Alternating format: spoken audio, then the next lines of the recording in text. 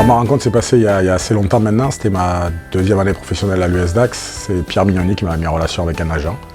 Et donc je l'ai rencontré sur Paris, il m'a invité dans un grand restaurant à Paris et c'est passé une très bonne soirée. En fait c'était mon deuxième année à Dax et voilà, j'étais devenu international A, donc j'étais convoité par quelques clubs, notamment le Biarritz Olympique à l'époque et le Stade Français. Et j'ai eu affaire à un agent, donc on ne citera peut-être pas son nom, qui a dit je m'occupe de ça et moi c'est vrai que j'avais plus d'intérêt à signer à Biarritz qu'au Stade Français, mais lui par contre avait plus d'intérêt à ce que moi je signe au Stade Français qu'à Biarritz du fait des affinités qu'il avait avec le président de l'époque et l'entraîneur.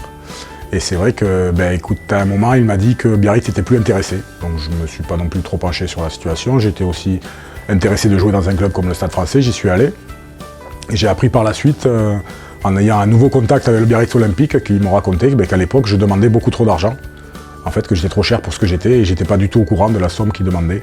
Et mon agent me demandait donc plus cher à Biarritz qu'au Stade Français. Donc j'ai atterri au Stade Français. Alors sur un point de vue de ma carrière, on dirait que ça ne m'a pas porté malheur parce que justement j'ai réussi à dérouler quand même ma carrière de belle manière, même au Stade Français. Mais c'est vrai que du coup, j'étais pas au courant de tout et ça aurait pu me brouiller avec Biarritz, mais finalement ça s'est bien terminé.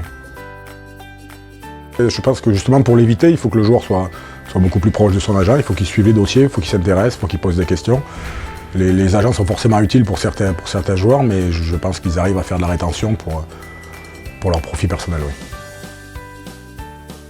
Alors c'est vrai que certains agents ont plus d'affinité avec certains clubs que d'autres, donc forcément, par la voie des choses, ils préfèrent placer certains joueurs dans certains clubs en sachant qu'ils sont au courant de la rotation à certains postes. Et voilà, c'est vrai que certains clubs sont favorisés sur les relations avec les agents. D'abord, je voudrais préciser que oui, un agent c'est utile, ça peut avoir son utilité. C'est quelqu'un, quand il est professionnel et qu'il est près du joueur, c'est intéressant parce que c'est pas donné à tous les joueurs d'avoir des contacts en direct avec les présidents, il faut savoir le faire aussi. Maintenant, voilà, il faut tout vérifier, il ne faut pas hésiter à passer des coups de fil, à appeler directement les managers qui sont en relation, il faut venir aux réunions avec son agent et s'intéresser de près au dossier.